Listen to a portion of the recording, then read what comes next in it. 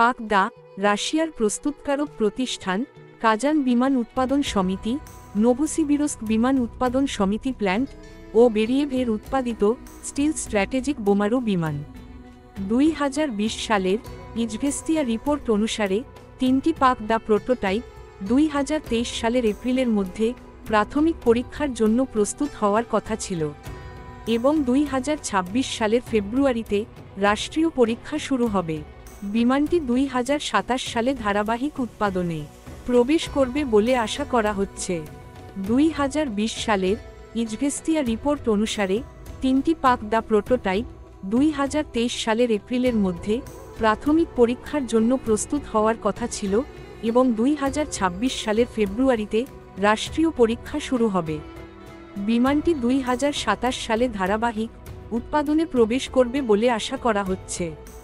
পাকদা এর প্রযুক্তিগত পরামিতিগুলির মধ্যে রয়েছে সাবসোনিক গতি, 12,000 কিলোমিটার অপারেশনাল রেঞ্জ, 30 টন পর্যন্ত প্রচলিত এবং পারমাণবিক উভয় ধরনের বোমা বহন করার সক্ষমতা। তার সাথে একটানা 30 ঘন্টা পর্যন্ত বাতাসে অবিচ্ছিন্নভাবে উড়তে সক্ষম। বিমানটিতে 4 জন ক্রু থাকবে বলে আশা করা হচ্ছে।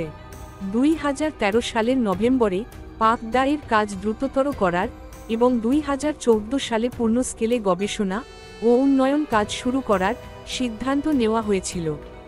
দীর্ঘ কয়েক বছর গবেষণা ও পরীক্ষা নিরীক্ষার পর 2025 সালের 31 জানুয়ারি অদ্ভুত আকৃতির একটি অত্যাধুনিক স্টিলথ প্রযুক্তির বোমারু বিমান সামনে আনল রাশিয়া।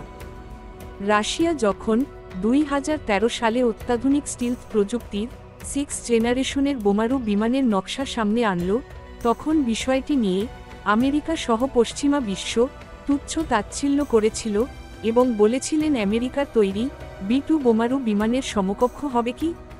কিন্তু রাশিয়ার বিজ্ঞানীদের অক্লান্ত পরিশ্রম ও গবেষণার ফলে চলতি বছরের শুরুতে এই ষষ্ঠ প্রজন্মের বোমারু বিমান সামনে আসলো।